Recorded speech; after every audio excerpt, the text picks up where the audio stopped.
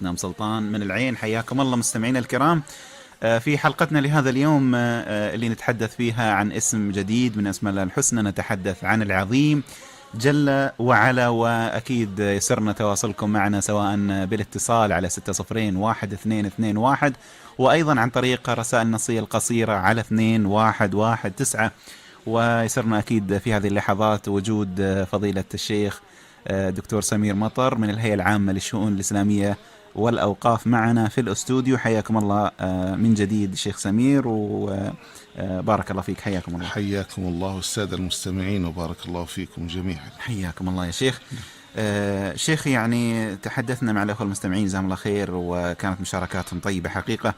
أحيانا شيخ يعني لشدة ما يحاط به الإنسان من تعظيم يبدو للناس عظيما، يعني الكل يقول له أنت مثلا عظيم في مالك، عظيم في جسدك أو غيره، لكن الله سبحانه وتعالى أكيد ليس كذلك، فهو عظيم سواء عظمه الناس أو لم يعظموه.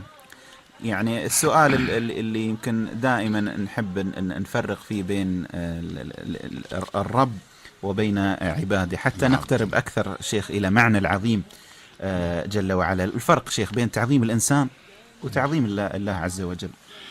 بسم الله الرحمن الرحيم.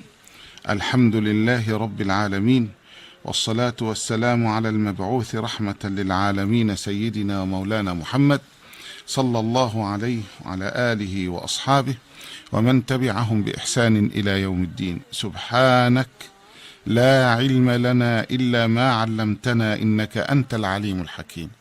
أما بعد، فإن العظمة أولا حينما نفهمها لابد حتى نفهمها لابد أن نلقي عليها بعض الضوء لكي نفرق بين عظمة الله تبارك وتعالى وعظمة البشر، لأنها صفة ينبغي للبشر ألا يتصفوا بها. حينما نتكلم عن أسماء الله تبارك وتعالى فإن من أسماء الله عز وجل ما هو مختص بالاسم فقط، بما يدل عليه الاسم فقط، مثل الرحيم فإنه يدل على الرحمة، مثل اسم الله تبارك وتعالى الوهاب فإنه يدل على الوهابية، الرزاق الرزق. ولكن حينما نتكلم عن اسم الله العظيم فإن هذا من الأسماء التي تجمع كثيرا من المعاني التي يتصف بها الله تبارك وتعالى، بمعنى يعني واضح أن العظيم يساوي مجموعة أسماء ومجموعة معاني من الله تبارك وتعالى. فلا يكون عظيما إلا إذا كان عظيما في ذاته كبير، ولا يكون عظيما إلا إذا كان قادرا. يبقى دخل القدرة وأنه كبير. ودخل أيضا ولا يكون عظيما إلا إذا كان عالما بدقائق الأمور. إذن هو عليم أيضا. إذن هو عليم أيضا. إذن كلمة أو اسم العظيم إنه يتكون من مجموعة أسماء وصفات لتدل كلها على على عظمة الله تبارك وتعالى. وعلى ذلك لا بد أن نفرق تفريقا كبيرا بين عظمة الله تبارك وتعالى وعظمة البشر. فعظمة الله تبارك وتعالى ذاتية، وعظمة البشر ليست ذاتية وإنما هي عارية. نوضح هذا المعنى. نعم، عظمة البشر الإنسان يخلق لا شيء معه ولا قدرة له، بل إنه معرض للأخطار أكثر من تعرضه للأمان. بمعنى أن الولد الصغير أو الطفل الصغير لو لم يحنو عليه أبوه وأمه ويرعيانه بصورة دقيقة فمن الإمكان أن يحدث له أي خطأ. من الإمكان أن تأتي بسة كبيرة تأكل يد الولد. صحيح؟ من الإمكان أن الولد أخوه وهو بيلعب معه يضربه غيرة منه في يعني يؤذيه. نسأل الله العافية فيؤذيه. من الإمكان حتى أن الأطفال عرضة للأمراض وعرضة أكثر من غيرهم. معنى ذلك أن هذا الطفل أن هذا الذي صار رجلا والناس يقولون عنه إنه عظيم لم يكن في العظمة شيء، وإنما هذه العظمة إنما أمدها الله تبارك وتعالى بها. كذلك حينما نتكلم ونقول إن عظمة الإنسان لو كان عظيما يكون عظمته أو تكون عظمته في شيء واحد أو في شيئين. مثلا الرجل بقوته كان زمان فارس كبير، وهذه القوة تجعل كثيرا من الناس كما حدثت السيدة عائشة رضي الله عنها حينما قالت كان النكاح في الجاهلية كما قلنا سابقا على 4 أنحاء، منهم أن الرجل يقول لزوجته حينما يرى عظيما في قومه اذهبي فاستبضعي من فلان لعله يأتينا بولد يشبه. هذا طبعا جاء الإسلام وهدمه. الحاصل أن الإنسان من الإمكان أن يكون عظيما في صفة أو في صفتين، ولكن الله تبارك وتعالى عظيم في كل الصفات، حتى أن له 99 اسما، هذا على الحديث، ولكن هناك أسماء أخرى أيضا يعني تكلم عنها العلماء والفقهاء. الإنسان أيضا عظيما في بيئته أو عظيما في محله، أما الله تبارك وتعالى عظيم في كل خلقه، في ملكوته عند ملائكته، وفي ملكه عند البشر والمخلوقات، وفي جميع الكون كله، في الماضي وفي الحاضر وفي المستقبل، إذ لا ماضي عند الله وإذ لا حاضر لا مستقبل عند الله.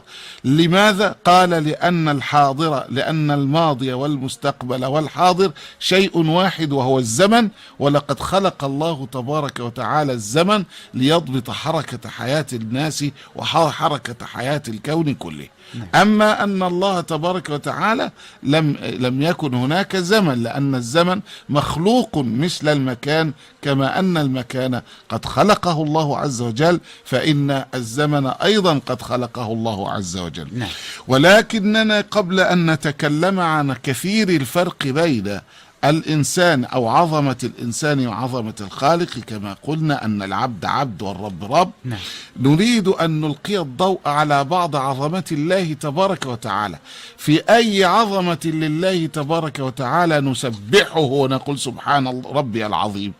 في أي شيء الله تبارك وتعالى تجده في كل شيء عظيما، وحينما نضرب المثل في كل شيء فهو عظيم في ذاته سبحانه، وعظيم في أسمائه، وعظيم في صفاته، وعظيم في خلقه، وعظيم أيضا في تشريعه الذي أنزله، لأن الله تبارك وتعالى ينزل المنهج، هذا المنهج عظيم بحيث لا يستطيع أحد من عظماء وفصحاء العرب ولا من غيرهم من علماء الحاضر أن يأتوا بمثل هذا القرآن أو يأتوا بسورة من مثله.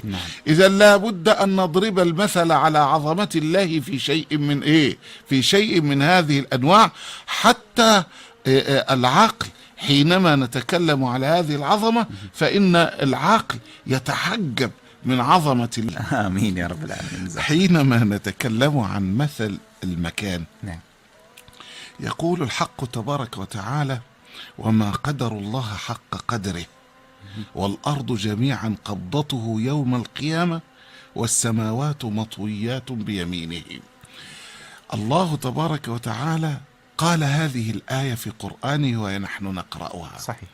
ولذلك يحدث سيدنا ابن مسعود رضي الله عنه أن حبرا من الأحبار جاء إلى النبي صلى الله عليه وسلم وقال: يا محمد، إنا نجد أن الله يجعل السماوات على أصبع، ويجعل والأراضين على أصبع، والشجر على أصبع، والماء على أصبع، والثرى على أصبع، وسائر الخلق على أصبع، فيقول سبحانه وتعالى: أنا الملك. فضحك النبي صلى الله عليه وسلم حتى بانت نواجذه. ليه؟ لقال: لصدق هذا الحبر مما أخبر عن الله عز وجل. سبحان الله. حتى أن النبي صلى الله عليه وسلم بعد أن أخبره الحبر بذلك تلا قوله تعالى: وما قدر الله حق قدره. وعلى ذلك نرى الإمام مسلم رحمه الله نعم. في رواية أيضا له يقول: والجبال والشجر على أصبع ثم يهزهن فيقول: أنا الملك أنا الله. وأيضا في رواية البخاري يقول: يجعل الله عز وجل السماوات على أصبع، والماء والثرى على أصبع، وسائر الخلق على أصبع.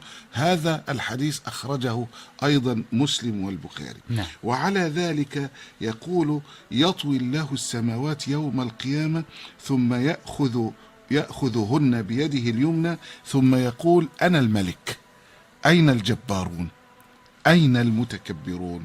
ثم يطوي الأراضين السبع ثم يأخذهن بشماله ثم يقول: أنا الملك أين الجبارون أين المتكبرون. نعم. هذا حينما نتكلم نقول نأتي فيما سيأتي بقى. يقول إيه؟ يقول أن ابن عباس رضي الله عنه قال: ما السماوات السبع، يعني لابد أن نتكلمنا. نعم. نجي بقى الشاهد. يقول: ما السماوات السبع والأراضين في كف الرحمن إلا خردلة في كف أحدكم. تعال هنا شوف شبهه. يقول: ما السماوات السبع والأراضين في كف الرحمن تبارك وتعالى إلا كخردلة. خردلة يعني الحبة الصغيرة جدا في كف إيه؟ في كف أحدكم. حتى أن هذا أخطر ما يمكن حينما تنظر إلى عظمة الله، وأخطر ما يمكن حينما تنظر إلى علم الله، وأخطر ما يمكن حينما تنظر إلى قدرة الله.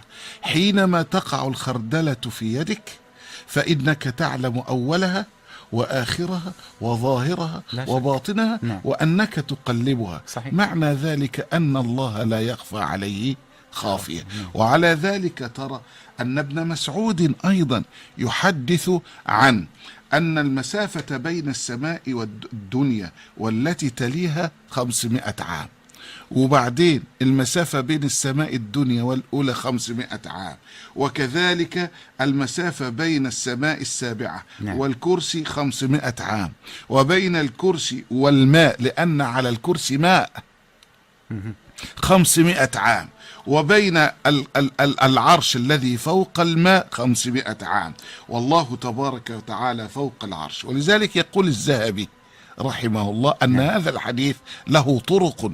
الله معنى له طرق كثيرة أيضا يدل على إيه؟ على صحته. ولذلك نرى أن العباس بن عبد المطلب يقول: قال رسول الله صلى الله عليه وسلم لأصحابه: هل تدرون كم بين السماوات والأرض؟ قلنا: الله ورسوله أعلم. قال: بينهما مسيرة 500 سنة، ومن كل سماء إلى سماء مسيرة 500 سنة، وكثف كثافة يعني كل سماء 500 سنة، كما بينه وإيه وبين السماء السابعة والعرش بحرين. يقول: بحر بين أسفله وأعلاه 500، يعني عمق البحر 500 سنة.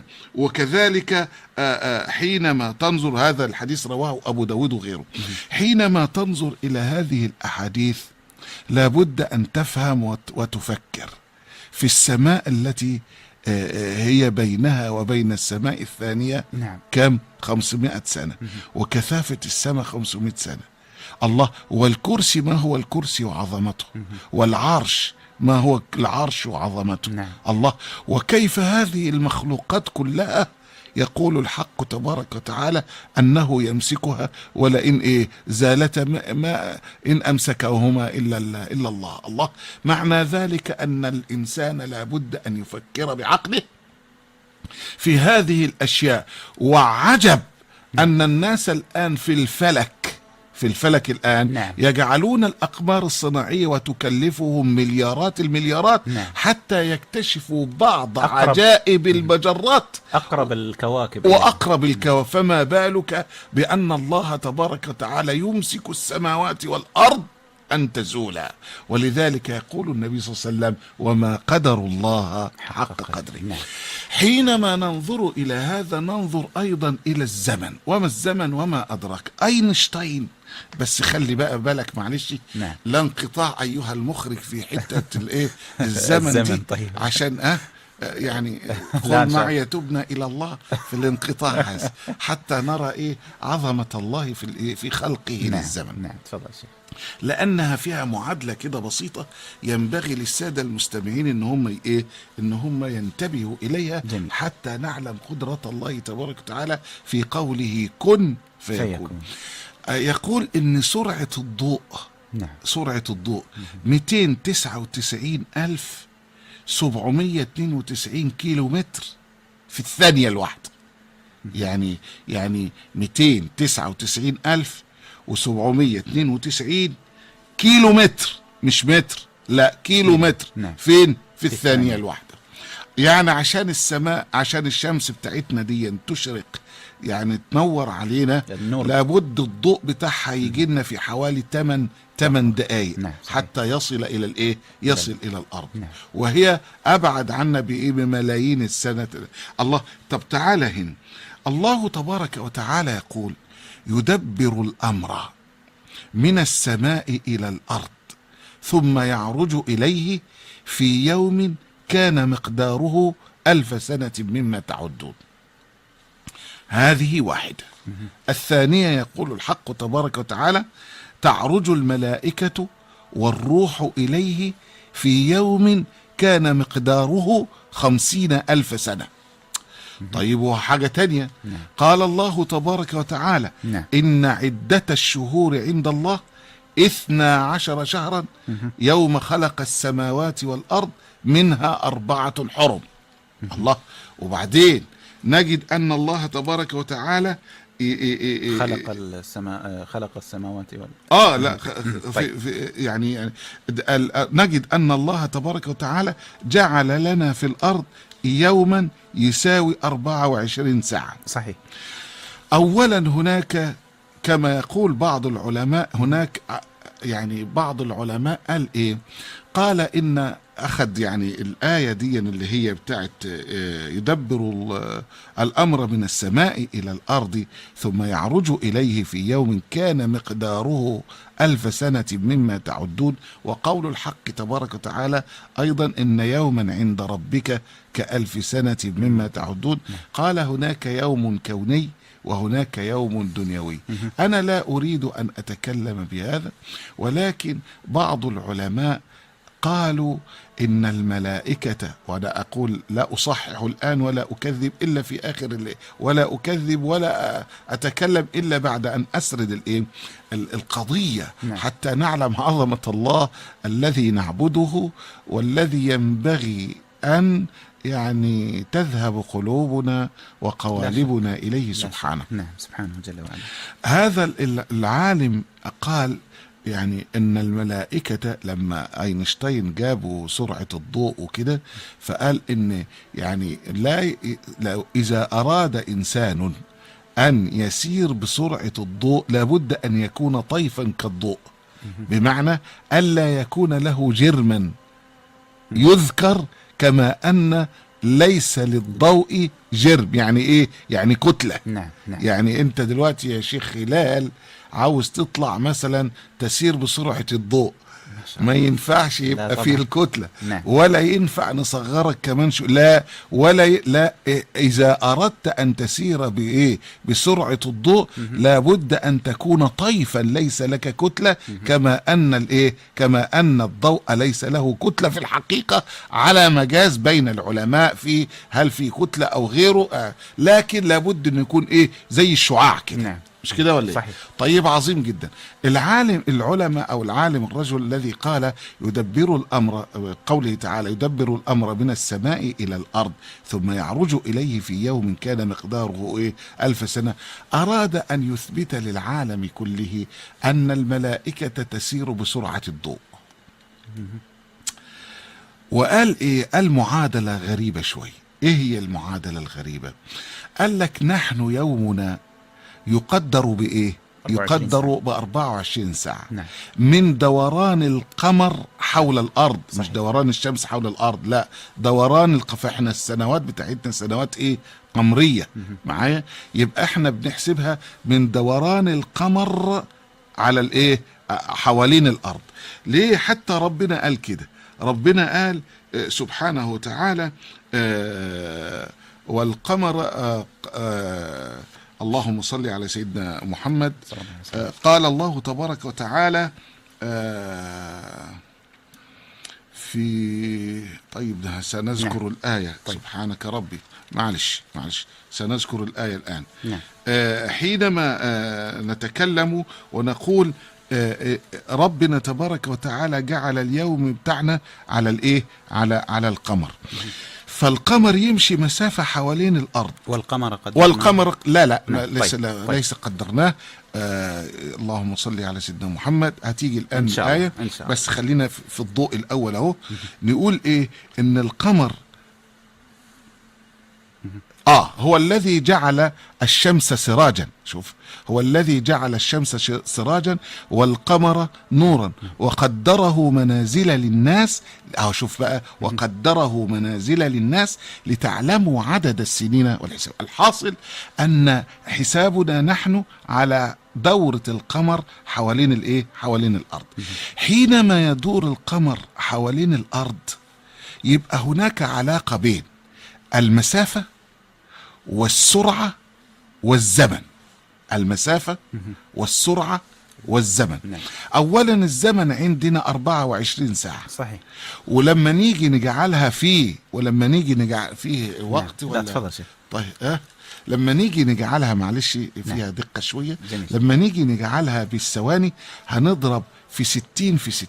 الحاصل يعني 24 ساعة في 60 دقيقة في 60 ايه؟ في 60 ثانية. يبقى هيطلع لنا الرقم اللي موجود. ماشي؟ هذا الرقم اللي هو طلع ده الزمن. ماشي؟ طيب والمسافة؟ قال لك المسافة ان القمر بيدور حوالين الايه؟ حوالين الأرض دورة كل شهر. هذه الدورة اللي كل شهر بتساوي 2,152,612 كيلو متر في الايه؟ في الشهر. عظيم. طيب والمسافة التي يقطعها بقى القمر حول الأرض في سنة هنضربها في 12. صحيح. مش كده ولا ايه؟ نعم. يعني افرض بقى عشان نسهل للسادة المستمعين، افرض ان القمر معاه يدور حول الأرض ودورانه المسافة بياخد المسافة دي بياخدها 5 كيلو متر. ماشي؟ 5 كيلو. نعم. صح؟ صحيح. طيب ده في 5 كيلو في الشهر، 5 كيلو متر في الشهر. طب نحن نريد 12. أن نعرف 12 ايه؟ 5 في 12. يبقى 5 في 12. نعم. يبقى 5 في 12 جبنا الايه؟ المسافة التي يدور القمر حول الأرض فيها حول الايه؟ في السنة كلها مثلا. مش كده ولا ايه؟ صح؟ طب يبقى جبنا الايه؟ جبنا الزمن وجبنا المسافة. نحن نريد أن نرى السرعة. قال لك قانون السرعة يبقى يساوي السرعة تساوي المسافة اللي احنا جبناها على الزمن أيضا اللي احنا جبناه. لما قال السرعة تساوي المسافة بتاعت القمر حول الأرض على الزمن اللي هو 24 ساعة في 60 في 60، وجد العالم اللي هو المسلم أن هذه السرعة تساوي سرعة الايه؟ سرعة الضوء. وقال ايه؟ وقال ان الملائكة لما يجي بيقول ايه؟ تعرج الملائكة يدبر الأمر من السماء إلى الأرض ثم يعرج إليه في يوم كان مقداره 1000 سنة مما تعدون. يعني ايه؟ يعني الأمر من الله تبارك وتعالى ينزل وبعدين يطلع إليه في يوم واحد، لكن اليوم واحد اللي عند ربنا ده يساوي عندكم 1000 سنة مما تعدون. يبقى اليوم عند ربنا يساوي كام؟ 1000 سنة. يساوي 1000 سنة. هو أخذ المعادلة دي حتى يثبت ان سرعة الضوء هي السرعة التي تنتقل بها الملائكة حينما تصعد وتنزل من السماء إلى الأرض. طيب. لكن نقول له وكيف تفعل في قول الحق تبارك وتعالى: تعرج الملائكة والروح إليه في يوم كان مقداره 50,000 سنة. وما الفرق بينها وبينها حتى نرى عظمة الله؟ مش بس كده، نقول ايه؟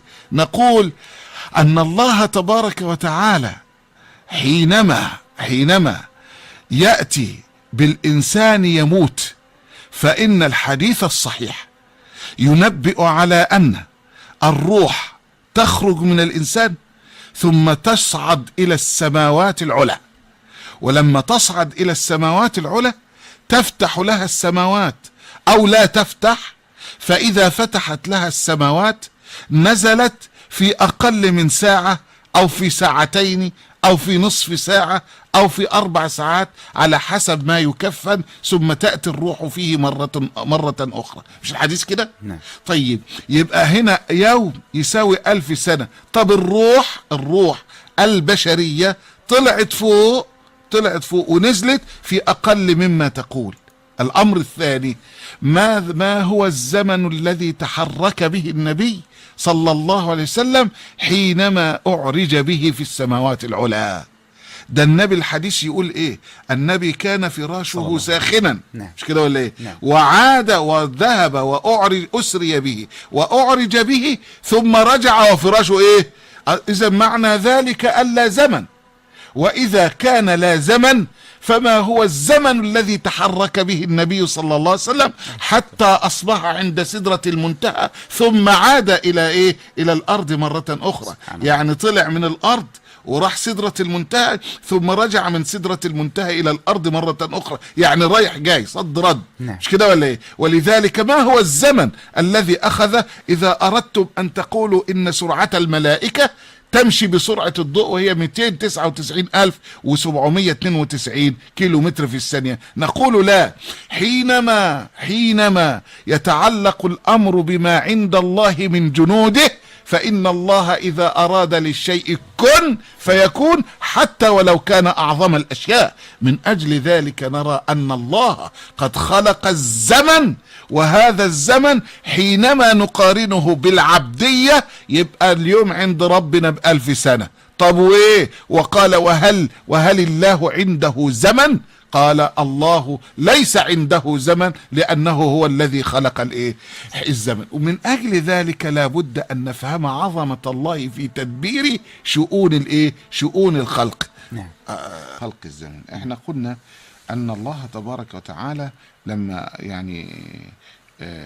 لما قال وما قدر الله حق قدره، حينما يفكر العقل الإنساني في قدرة الله تبارك وتعالى لابد أن يفكر ثم يعني تهوله هذه العظمة. لأننا قلنا إن بعض الناس أراد أن يأخذ هذه الآية القرآنية ثم يطبقها على بعض المعادلات ولكن حينما تنظر إلى الأدلة الأخرى ترى أن لا، الملائكة من أدرانا أنها تمشي بسرعة الضوء أبدا، لأن الله تبارك وتعالى يقول في آيات كثيرة أو آيات أخرى تعرج الملائكة والروح إليه في يوم كان مقداره 50,000.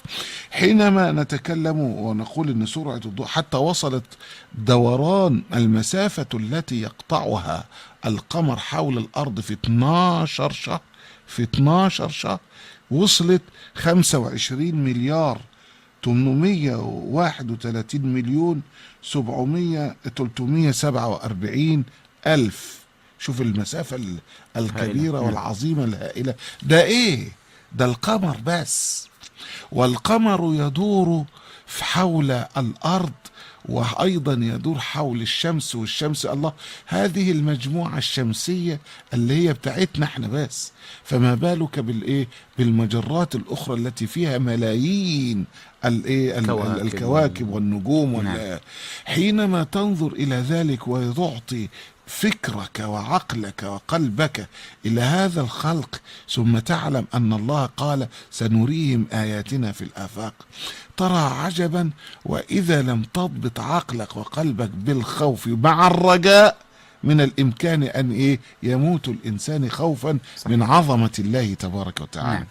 ولذلك يقول الشاعر، يقول لك عشان يملك الأمر كله، يقول الله ربي لا إله سواه، هل في الوجود حقيقة إلا هو، الشمس والبدر من أنوار حكمته، والبر والبحر فيض من عطاياه، والطير سبحه والوحش مجده، والموج كبره والحوت ناجاه، والنمل تحت الصخور الصم قدسه، والنحل يهتف حمدا في خلاياه، والناس يعصونه جهرا فيسترهم، والعبد ينسى وربي ليس ينساهم. حينما ننظر إلى هذه الخلائق كلها نرى عظمة الله في دقة مش عايزين نقول إدارة بقى، في دقة ملك هذا وفي أيضا إدارة الكون كله. لأن الله يقول والشمس تجري لمستقر لها ذلك تقدير، لا الشمس ينبغي لها أن تدرك القمر، ولا القمر ولا الشمس اللهم صل على سيدنا رسول الله. والقمر قدرناه منازل، مش كده، حتى عاد كالعرجون القديم. لا الشمس ينبغي لها أن تدرك القمر، ولا الليل سابق النهار، وكل في فلك يسبحون. بل من أعجب دقائق الله تبارك وتعالى في عظمته حينما تنظر في سورة النحل إلى قوله تعالى وإن لكم في الأنعام لعبرة نسقيكم مما في بطونه من بين فرث ودم لبنا خالصا سائغا للشاربين. عجب حينما تنظر إلى عظمة الله في استخلاص اللبن ما بين الفرث وبين الدم.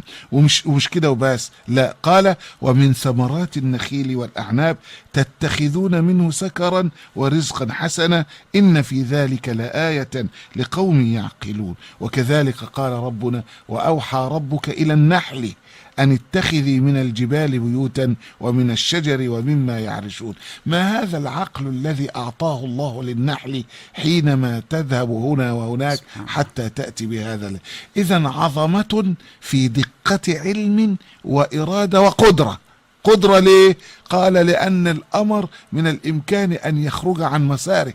ده احنا عشان نرتب الناس في المرور بنعمل قوانين صارمة وبنعمل إرشاد، وفي صباح الخير كل شوية نقول فترة المرور، فترة المرور وحركة السير. مش كده ولا صحيح. وبعدين مش كده وبس، مع ذلك ومع ذلك بيحدث انحرافات في طرق السير. مش كده، سواء بقى بطاعة بعض الناس أو بانحراف بعض الناس أو بغير ذلك، وكل شوية نقول حركة السير والمرور. مش كده ولا فما بالك هذا لم يقل الله عز وجل للقمر حركة السير والمرور زي صباح النور أبدا، وإنما قال له كن، فهو يمشي ويدور حول الأرض وفي فلكه بقول الله عز وجل كن، ولم يتخلف يوما ولم ينم ساعة ولم يتخلف في أي يوم ولم يخرج. ولم تأتي الشمس يوما وتقول يا رب أنا تعبت من الطلوع كل يوم من المشرق فخلينا ننام شوية. لا، لم يحدث هذا. ليه؟ لأن تلك عظمة الله صاحب القدرة المطلقة الذي إذا قال للشيء كن فيكون. فالكون المكان وما على المكان وفي المكان خلق من الله تبارك وتعالى، كما أنه خلق السماوات والأرض في 6 أيام قال وما مسنا من لغوب. مش كده ولا والزمان أيضا من خلق الله تبارك وتعالى. وإذا فكرنا في شيء من هذا بتفاصيله، والله حينما نأتي بتفاصيله لا نخرج في صباح النور إلا بعد سنة، حينما نتكلم في جزئية من جزئيات جزئيات مع عظمة الله تبارك وتعالى في هذه الأشياء. وعلى ذلك لا بد أن نفهم أن الذين يريدون أن يفسروا كلام الله بالأشياء التجريبية التي تظهر لهم في المعامل أو في غيرها لا بد أن يكونوا على علم تام بآيات القرآن عند جمعها، حتى لا يلووا أعناق النصوص فيحدث أن هناك بعض من المعاني في عظمة الله تبارك وتعالى تندثر أو ناخدها على يعني ليس على حقيقتها. من أجل ذلك إذا تعلق العقل وأراد أن يتكلم عن عظمة الله لا يتكلم عن عظمة الله إلا بما وضحه الله عن نفسه، لأن العقل لا يستطيع أن يصف عظمة الله، وإنما الذي يستطيع أن يصف عظمة الله هو الله تبارك وتعالى وحده لا شريك له. يعني شيخ، يعني قد نجد إنسانا يقال لك عنه هذا عظيم في المال، يعني عنده مال كثير، مثلا يعني عنده 100 مليون، يعني أصبح هذا المال عنده محدود، أو فلان هذا لا يملك شيئا من المال. الآن يعني الشيخ، يعني هذا يعني أكيد أن الإنسان في بدايته كان فقير مثلا، لكن إذا قلنا أن الله سبحانه وتعالى عظيم، فهل لعظمة الله حدود أو نهاية؟ قلنا إن عظمة الله تبارك وتعالى لا يدركها العقل. يعني عند الإحصاء لا يستطيع العقل أن يحصيها، إذ كيف يحصي العقل ما لا يدرك كنها؟ بمعنى أن الذي يدرك عظمة الله تبارك وتعالى لابد له من آلية إحصاء هذه العظمة. بمعنى إيه؟ بمعنى أن أنا الآن عندي 1000 طالب مثلا، يعني 1000 طالب هيمتحنوا كلهم، لو لم يكن عندي الإداريين ونظام الامتحانات والكنترولات لا أستطيع أن أجعل كل واحد منهم يمتحن. صحيح ولا صحيح. يعني لو عندنا 1000 طالب وعندنا 2 مدرسين 3 مدرسين، كيف يمتحن هؤلاء؟ ولذلك أو أن العقل من الإمكان، أو أنك يعني كما قلنا العقل ليس فيه آلة إدراك كنه عظمة الله إحصاء، زي ما قال ربنا تبارك وتعالى عن سيدنا موسى، وهذا مثل نضربه كثيرا. قال ربي أرني أنظر إليك، قال لن تراني ولكن انظر إلى الجبل. ليه لن تراني؟ قال لأن موسى ليس مؤهلا لرؤية الله في هذه الدنيا. ليس عنده الإمكانات، ولذلك لما تجلى ربه للجبل جعله دكا وخر موسى صعقا. انعكاس تجلي الله على الجبل جعل موسى صعقا. لكن النبي صلى الله عليه وسلم ربنا تبارك وتعالى شق صدره ووضع وغسله بزمزم على من الملائكة، ثم صعد إلى السماوات وسدرة المنتهى إلى هذه الأشياء. الله معنى حتى أن المؤمنين يوم القيامة إننا نرى ربنا الذين أحسنوا الحسنى وزيادة، وهي رؤية الله تبارك وتعالى. طيب كيف أن نبي من أولي العزم من الرسل سأل الله الرؤية فمنعه، ونحن المؤمنين وموسى عليه السلام سيرى الله تبارك وتعالى فين؟ في الآخرة. لماذا منع هنا؟ ولماذا أجيز له أن يرى الله تبارك وتعالى؟ قال في الدنيا ليست فيه آلة الإدراك، أما في الآخرة ففيه آلة الإدراك، إذ أن الله تبارك وتعالى يخلق فينا قدرة تحمل نور الله حينما نراه. نسأل الله لنا ولكم السادة المستمعين أن يجعلنا ممن يرون ربهم تبارك وتعالى يوم القيامة. حينما ننظر كما قلت لحضرتك إن عظمة الله تبارك وتعالى لا يحصيها العقل، ولكن كل عقل يتكلم عن من عظمة الله حينما يدركها. يقول مثلا كما قلنا عظمة خلق الخلق، وضربنا مثل خلق الخلق بالمكان وما في المكان والزمان أيضا. وبعدين مش بس كده، لا ده عظمة عظمة قوانين الكون الحاكمة. بمعنى بمعنى أن الله تبارك وتعالى جعل مثلا الجاذبية، جعل الله تبارك وتعالى القانون العلة والمعلول، السبب والمسبب، وهكذا.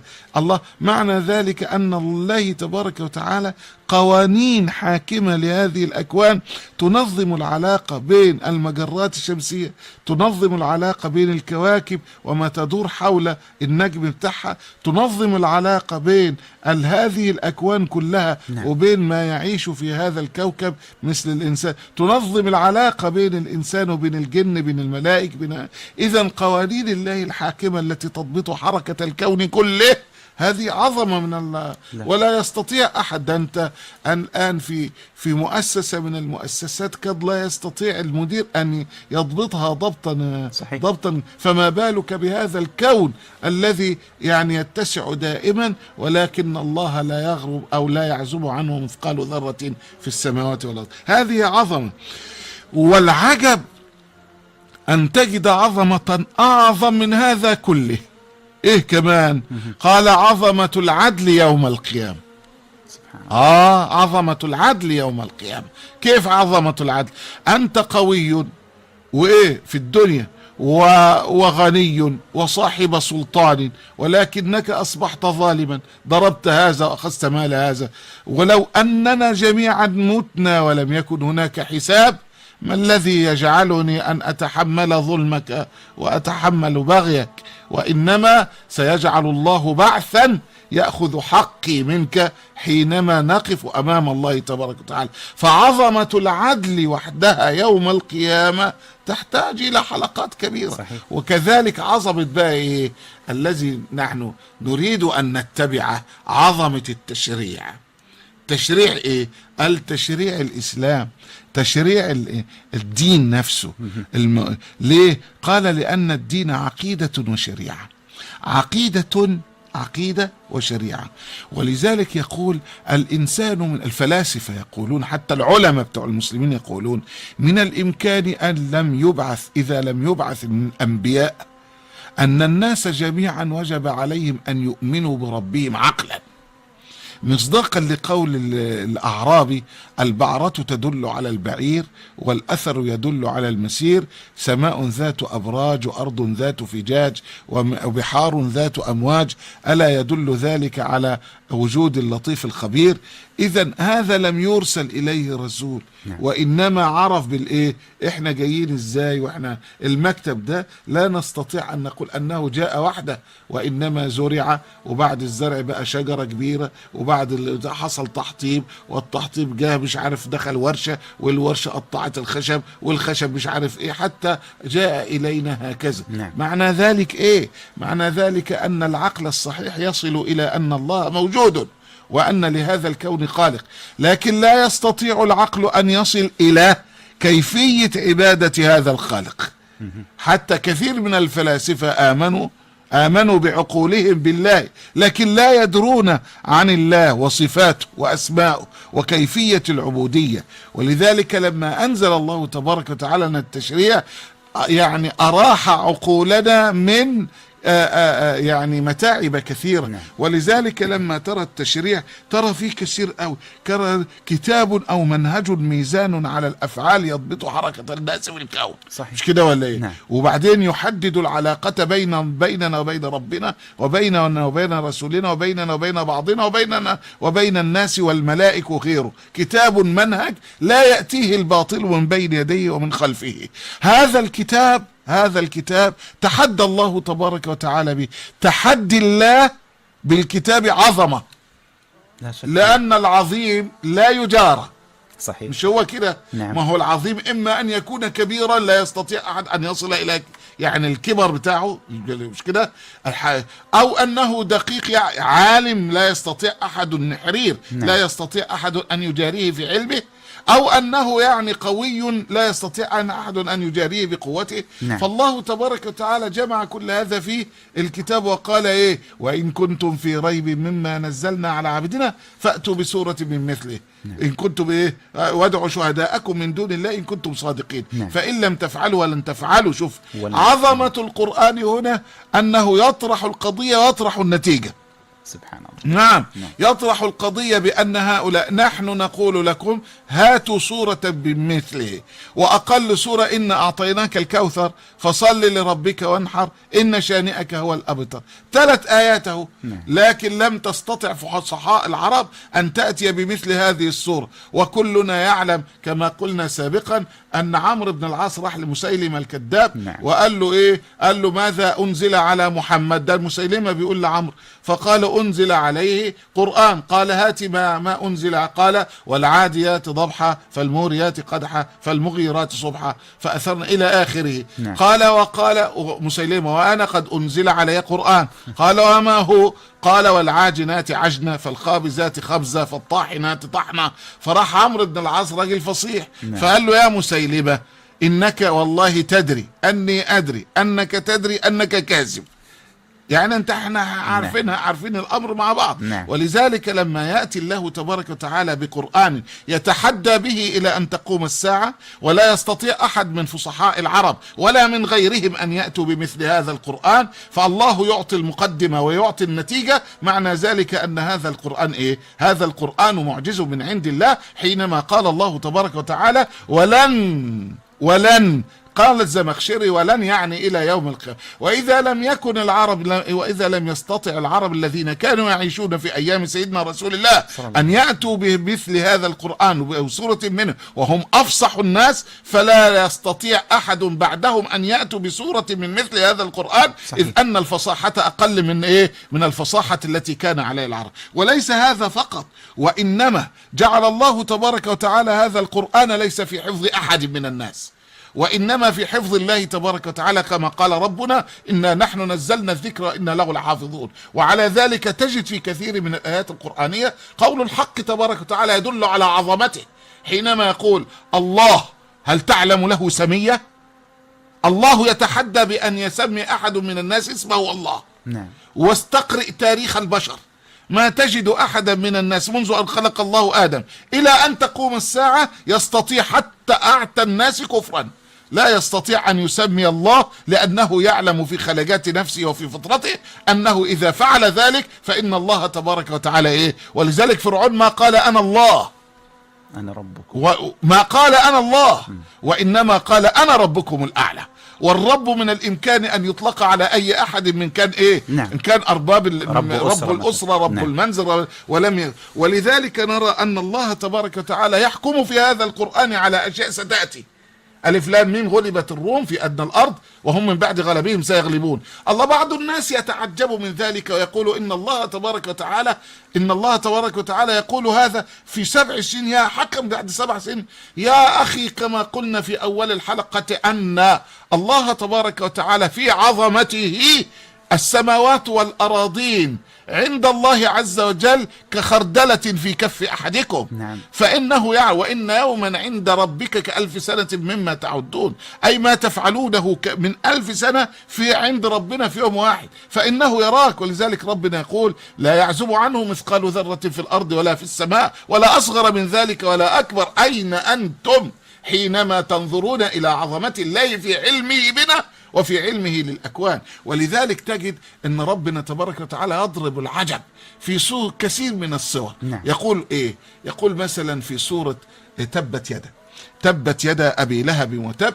ما أغنى عنه ماله وما كسب سيصلى نارا ذات لهب وامرأته حمالة الحطب. أبو لهب موجود بقوته وصحته، وامرأته موجودة بقوتها وصحتها. نعم. والله تبارك وتعالى يحكم عليهما الاثنين بأنهم سيصلون نارا في الآخرة. فمن الإمكان أن يأتي أبو لهب ويقول أشهد أن لا إله إلا الله أن محمد رسول الله، ويلغي هذا القرآن ويكون القرآن كاذب ومحمد كاذب وغير. ولكن من الذي أنزل القرآن؟ الله. ومن الذي خلق أبا لهب ويعلم ما تدور خلجه في الله؟ معنى ذلك أن الذي خلق الكتاب المنظور هو الله بعظمة، وأن الذي أنزل الكتاب المستور هو الله بعظمة أيضا. فلا بد أن ننظر إلى عظمة الله في الكتاب المنظور، ولا بد أن ننظر إلى عظمة الله في الكتاب المسطور، وهؤلاء هذا يتطابق مع هذا، فما نملك إلا أن نسجد لله تعظيما. من أجل ذلك لا بد أن نفهم أن كثيرا حتى حكم الله تبارك وتعالى عليهم بالموت بالعذاب، وهم في صولجانهم وهم في قوته، مثل الوليد بن المغيرة كما قلنا سابقا. نعم. حينما فت العظم وضربه أو ألقاه في وجه سيدنا رسول صلى الله الله عليه وسلم. وقال أتزعم يا محمد أن هذا العظم أن يبعثه الله بعد الرم؟ وضرب الله مثلا في ذلك في آخر سورة ياسين: أولم يرى الإنسان أن خلقناه من نطفة فإذا هو خصيم مبين، وضرب لنا مثلا ونسي خلقه، قال من يحيي العظام وهي رميم، قل يحييها الذي أنشأها أول مرة وهو بكل خلق عليم. حينما نزلت قال، وهو النبي صلى الله عليه وسلم يقول، قال نعم يبعثها ويبعثك ثم يجعلك في النار. الله، من الإمكان أن يأتي الوليد بن المغيرة ويذهب ويقول أيها الناس إني أشهد أن لا إله إلا الله أن محمد رسول الله، ويبقى مشكلة كبيرة، وأصبح القرآن ليس فيه إيه؟ ليس فيه. معنى ذلك إيه؟ معنى ذلك أن عظمة تشريع الله تبارك وتعالى، وعظمة تنزيل الكتاب، وعظمة تقديم المقدمات والحكم على النتائج، هذه لا يستطيعها أي إنسان. لا شك. نعم. يا أخي أنت لا تدري بعد 5 دقائق ماذا سيفعل صحيح. الله تبارك وتعالى به. ولو استطاع الإنسان أن يعرف قدره ما كان. ده النبي صلى الله عليه وسلم كان قال ولو كنت أعلم الغيب لاستكثرت من الخير وما مسني السوء. مش كده ولا ايه؟ نعم. ولذلك ربنا تبارك وتعالى في عظمته أنه يعلم الماضي ويعلم الحاضر ويعلم المستقبل، وعلى ذلك قال هو الأول والآخر والظاهر والباطن وهو بكل شيء عليم. نعم. جزاك الله خير شيخ. الآن يعني في هذه الدقائق أيضا الأخيرة، ويعني ناخذ الخلاصة شيخ من هذا الاسم العظيم، حتى يعني نشوف يعني نرى أين نحن من هذا الاسم. الحاصل أن كثيرا من الناس لا بد أن يسجدوا لله تعظيما حتى ولو لم يأمرهم الله بالسجود. نعم.